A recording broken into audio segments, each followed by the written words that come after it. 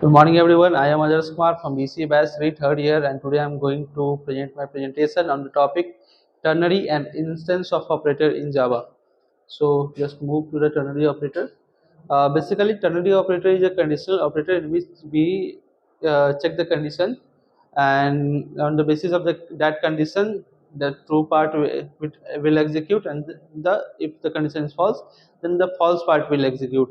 So I'm going to explain the syntax of the ternary operator. So in ternary operator, first we give logical expressions in which we define our condition, and then there is a question mark. Just after the question mark there is expression 1, that is our true part, and just after the expression 1 there is a colon, and after the colon there is expression 2, that is our false part. So on the basis of logical expression, if the logical expression is true, then expression 1 will execute. If the logical expression will false, then expression 2 will execute.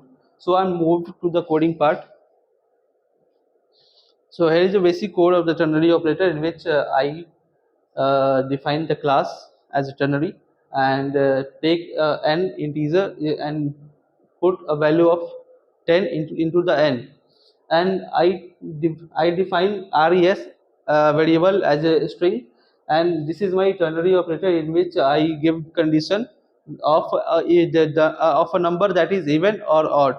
So here n, if the given number in n, that is 10 modulo 2 equal to 0, means the remainder is equal to 0, then it give even number. If remainder is not 0, then it will print odd number. So let's run the code. First copy it.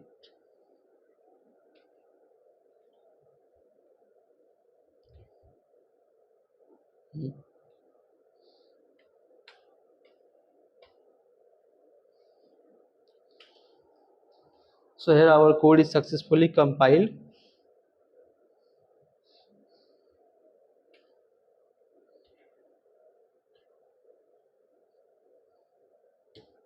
So the result is here, and you can see our output is even number, because number 10 is a even number. So our output is even number. If we if we do 10 modulo 2, then our remainder will 0, then it is that, then the true part will execute, that is even number. And I am going to move on my second, that is instance of operator. Basically instance of operator is a kind of operator in which we check whether a object is belongs to a instance or subclass of, whether an object is belong to a class or a subclass or not. So here is a syntax, that is our name of the object, and instance of, this is our operator name, and class, that is the object belongs to the class or not. So let's move to the coding part. So here is a basic code of the instance of operator, in which I define animal class as a superclass or parent class, and from animal class I extend dog class, that is a subclass of an animal class, and in main I declare a new object of animal, that is A, and declare new object of dog class, that is D. So A is a new class of the animal, and D is a new object for the class dog. And in this I print A is an instance of animal, D is an instance of dog, and D is an instance of animal, and A is an instance of dog. So let's see the what is the output.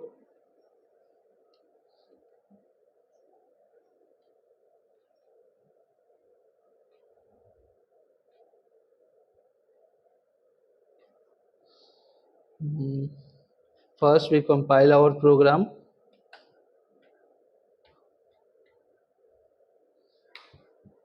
Our program is successfully compiled. Now we are going to run it.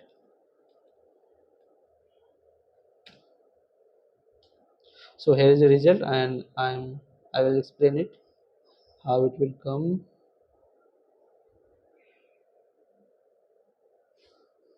Okay, so now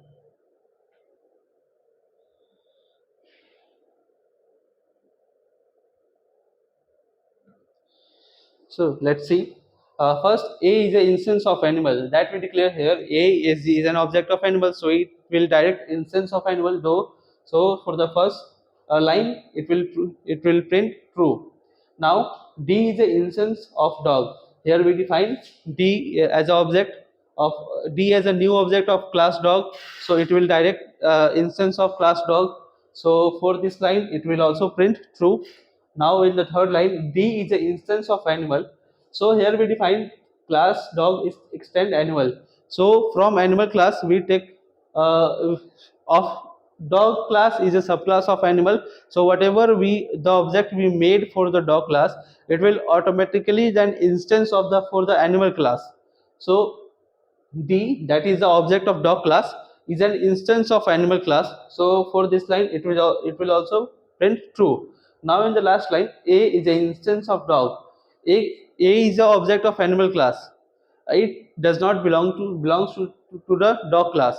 So how it will become instance of dog class? That will not going to be happen. So for the last line, it print false. So here is the code, and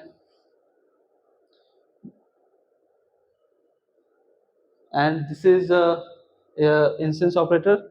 So that's all from my side. Thank you.